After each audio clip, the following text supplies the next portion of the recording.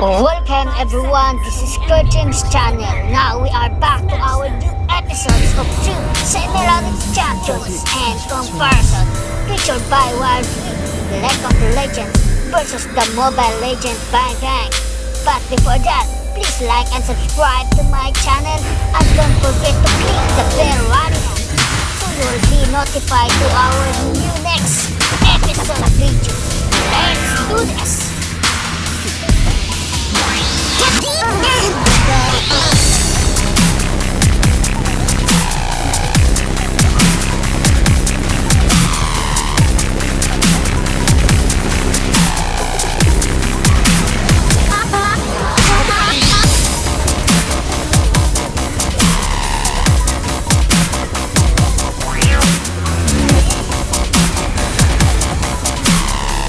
Vladimir is a tank caster hybrid who uses health to cast his various spells.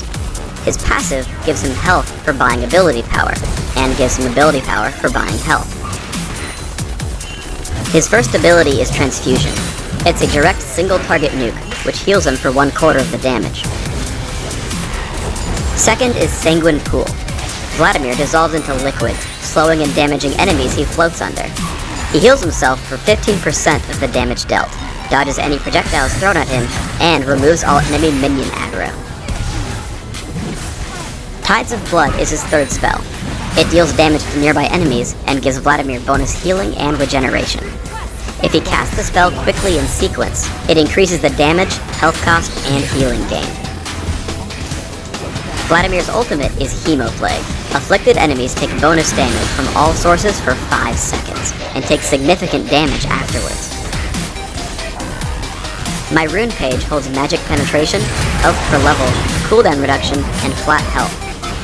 My masteries are 9-0-21, taking magic penetration in offense, and all the non-mana masteries in utility. Ignite and Ghost allow me to chase down and kill enemies, as well as run away using Sanguine Pool. Vladimir excels in controlling a lane.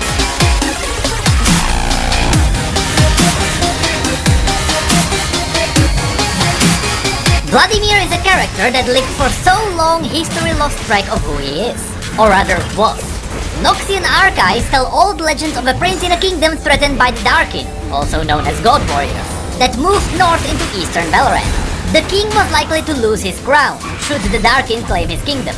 So in order to show them his loyalty, the king traded in one of his sons as a political hostage. The idea was that the Darkin would kill his son should his loyalty be broken.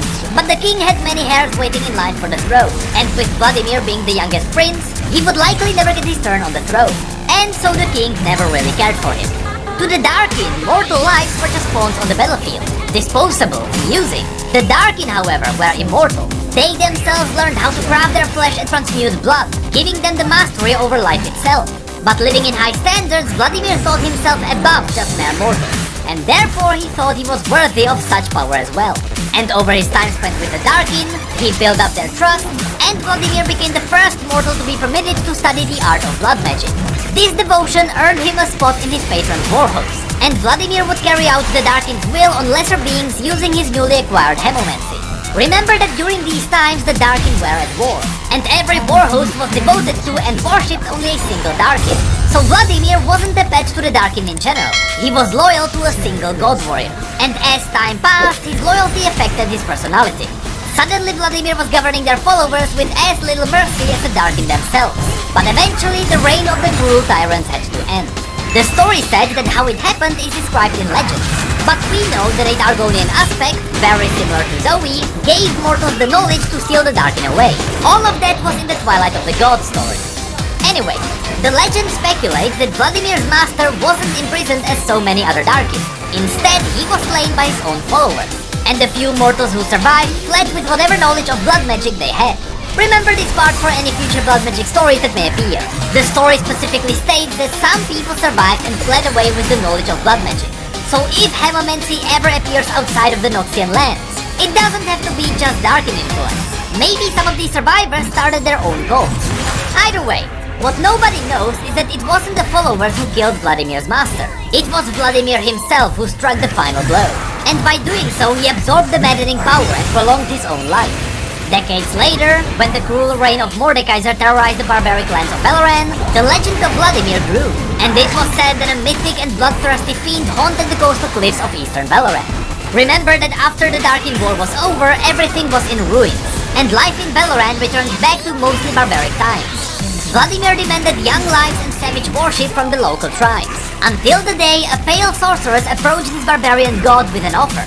The two feasted together as equals, and showcased their dark powers in a dark and twisted performance. This is how the pact between Vladimir and LeBlanc started. Over the centuries, more dark warlords joined them in their games of politics and wars, and soon the Cabal grew into the hidden power that manipulated the throne of Noxus for more than 1,000 years. They would be known as the Black Rose. In the past, Vladimir never schemed plans from the shadows, and instead he acted as an influential leader.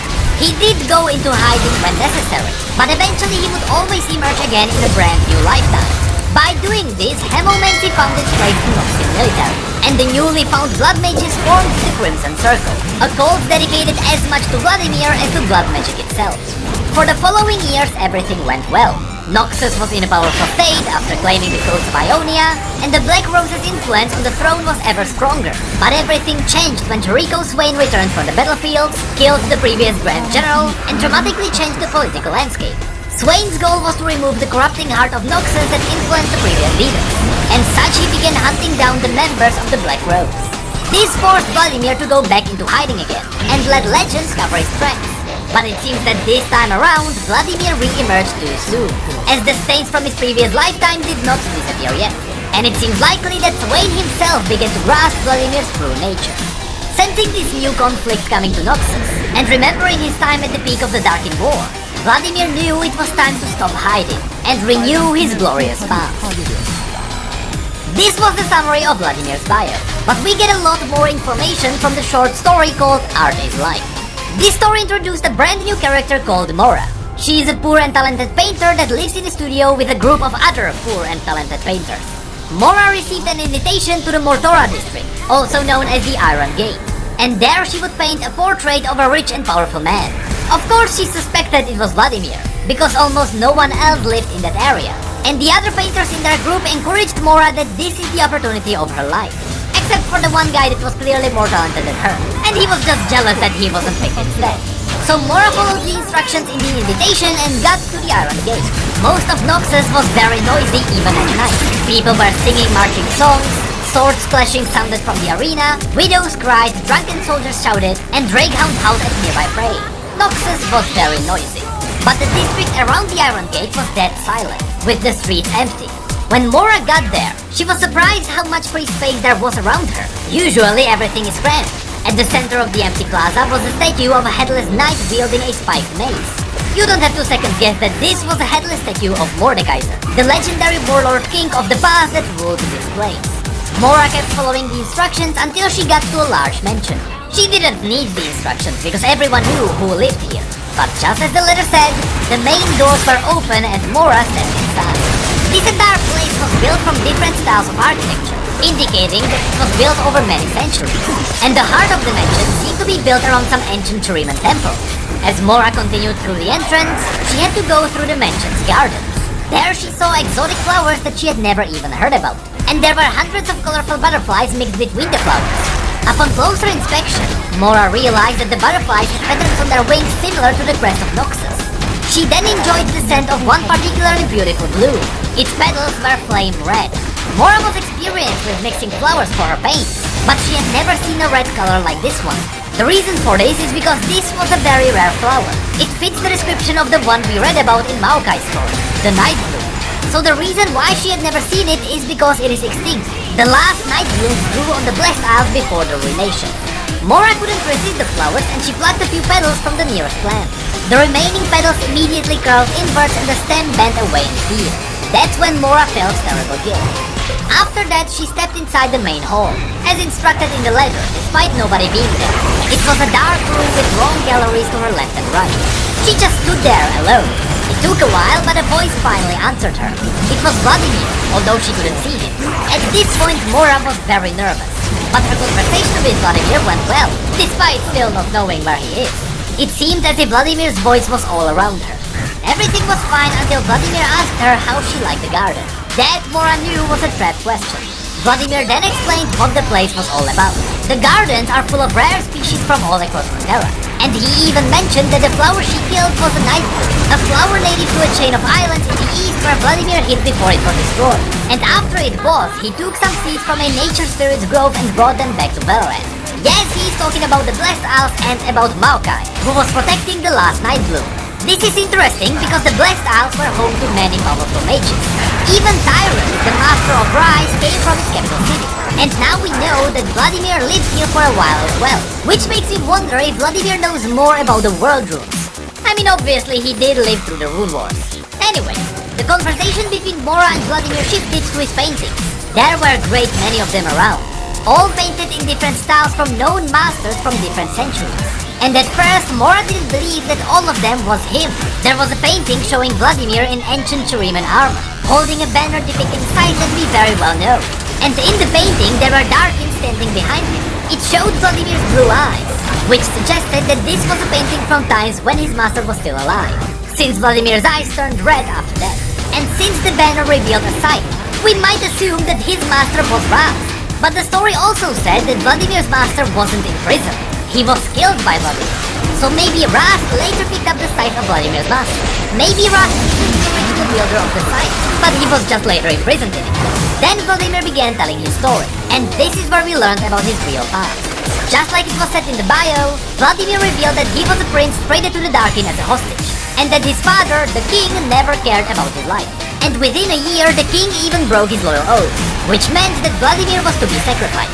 But instead of killing Vladimir, his master offered him something more amusing. He gave Vladimir the chance to lead the Darkin's armies against his own father, which Vladimir did, and he destroyed his father's city.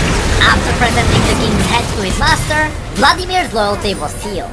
Vladimir even revealed that he did it because he would have never been the king otherwise. There were so many princes in line in front of him, he would have never lived long enough to see his birthright.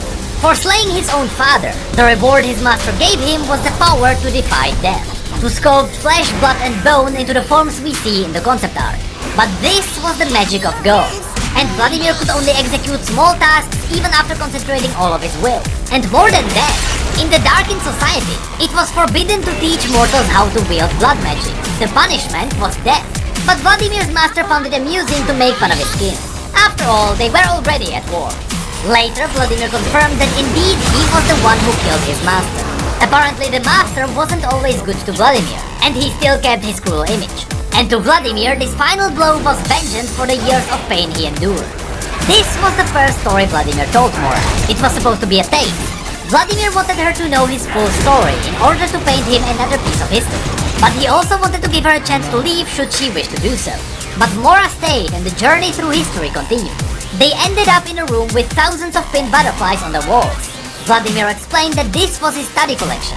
He only killed the butterflies moments before they would die naturally. By doing this, he learned about their lives.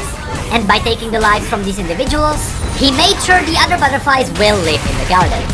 And those butterflies don't live anywhere else in the world. Vladimir mentioned that just like his ancient godly masters, he chooses who lives and who dies.